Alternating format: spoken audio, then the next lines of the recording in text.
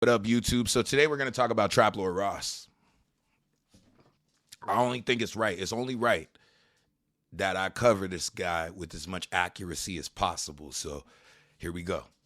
Trap Lord Ross grew up in Bognor, a town with 88.9% white population.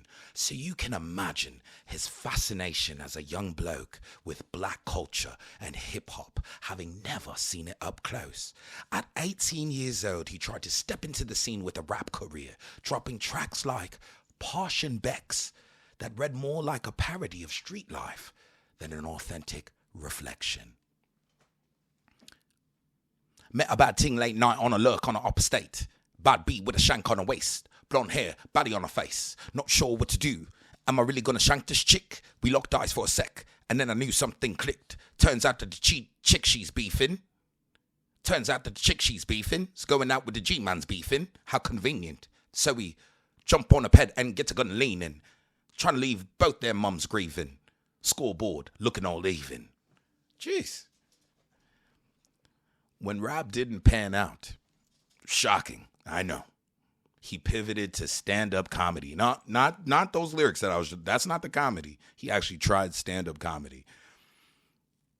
After striking out there too, Ross found his way to YouTube where he finally hit his stride. Early videos, obsessing over 6ix9ine, why Drake hates Kanye West. Then he hits DaBaby, the Walmart incident. And then by 2021, he just dives first into gang culture. Gangs in New York, gangs in Chicago, his hometown, London, and even my hometown, Toronto. His most viral moment would come in 2021 where he does a documentary on King Von suggesting Von's a serial killer. And that would cement his role in hip-hop as self-appointed anthropologist observing the culture like a tourist with a camera. And from there, Ross would make his life's work to dive into the dark underbelly of hip-hop, unraveling unsolved murders, deadly gang wars, and the harrowing rise and fall sagas of countless rappers. But he just doesn't tell the stories. He gift wraps them for the feds with a neat little bow, turning his YouTube channel into CSI, Special Homicide Unit, Hip Hop Edition.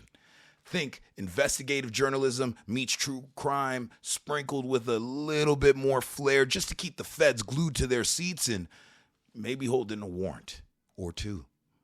It's almost as if Trap Lord Ross has the reverse Midas touch.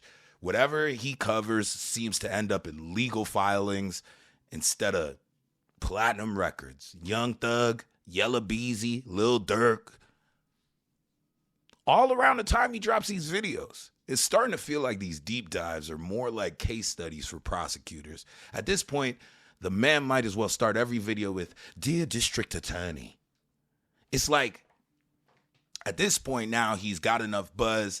Vlad, Adam 22, they're calling him in. They want to form a little alliance that I like to call the Incrimination Nation.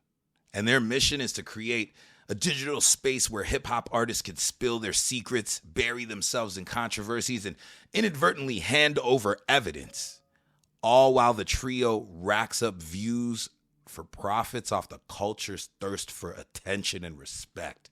It's detective work disguised as content creation. You can't make this up. And the internet just eats it up. Trap Lord Ross' latest documentary on Big U's been making waves over the last week. By the time you watch this, it will already have surpassed 1 million views.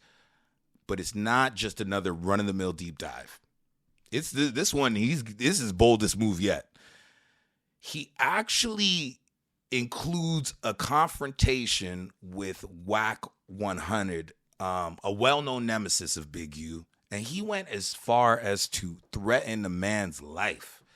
Fueled by the thrill of just fiery tension and drama, Ross included this in the documentary.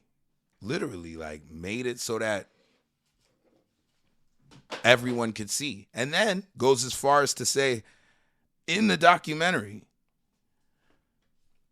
Whack 100 threatened the man's life. This is no longer storytelling. This is like audacious. And here's the crux of the problem here. We're glued to this as spectators. You know, like I'm not going to front. I watched a gang of these documentaries, right? And that endless consumption, it just fuels the incarceration machine for more of these rappers. And you're probably thinking what I'm thinking. I mean, I've thought about it all the time. Like, why are these guys falling for it? Like, why are they still falling for confessionals? Honestly, I don't know. I don't even know why a mouse would still go after the cheese in the trap when it knows it's a trap. Maybe the thrill, maybe it's the cheese. Either way, the result is all the same. What I do know is that Trap Lord Ross does not just watch the culture. He exploits it. His deep dives are doing way more harm than good, leaving a mark on hip-hop that feels less like a legacy and more like a graffiti sprayed by the Freds. Ross, if you're tuning in, congratulations, bro. You suck.